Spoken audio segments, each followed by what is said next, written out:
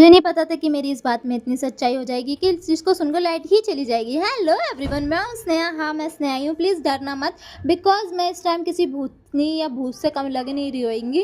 वो तो हुआ यूँ कि इसका रीज़न ये है कि मैंने डैडी से अचानक यूँ ही बोल दिया। देखो, उल्टी सीधी बातें तो मेरे दिमाग में आ सकती है और किसी के दिमाग में आएगी भी नहीं।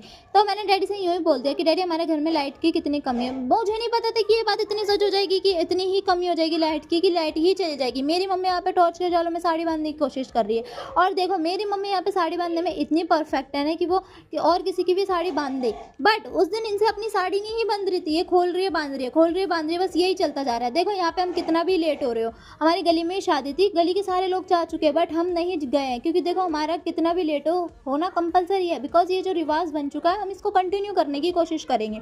और उसके बाद फाइनली फोटो शूट करने के बाद, इनकी फोटो वगैरह खींचने के बाद हमारी कैब आई और हम पहुंचे कॉलेज में। देखो, लाइट और मिरर से हम कितने ज़्यादा ऑब्सेस्ड हैं, ये बस हम लड़कियां ही जानते हैं। इन दोनों के बिना हमारा जीवन बहुत ज़्यादा ही अधूरा है। फाइनली हम अपने वेन्यू पे पहुंचे जहाँ पे आधे से ज़्यादा लोग खाना खा के जा चुके थे। हम पता नहीं यहाँ पे क्या ही करने आए थे इतनी लेट। फाइनली हम यहाँ पे एंटर हुए, हम यहाँ पे एंट्री गेट में गए, सीधा खाना खाने चले गए।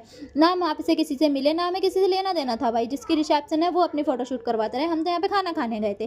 तो फाइनली देखो, मेरी मम्मी डैडी यहाँ पे खाना ले जा रहे हैं और इनको अपने बच्चों का होश नहीं है। एक बच्चा वहाँ मुंह बना के खड़ा है और एक बच्चा यहाँ पे फोटो वीडियो बना रहा है, जिसको कोई और मतलब नहीं है, चाहे वो खाना खाए चाहे ना खाए। आधे से ज़्यादा बार मैं ये सुन के आती कि इतने तो वीडियो और फ़ोन में ही लगी रहती है।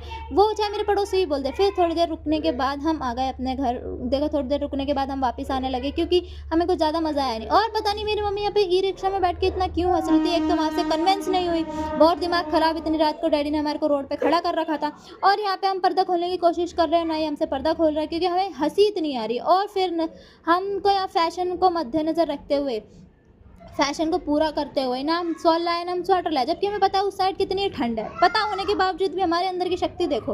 उसके बाद फाइनली हम अपनी ठंड को पार करने के बाद, मेरी मम्मी यहाँ पे गली में घूंघट करके आ रही है, जबकि गली में कोई भी नहीं है। देखो, ऐसी ही होनी चाहिए संस्कारी बहू।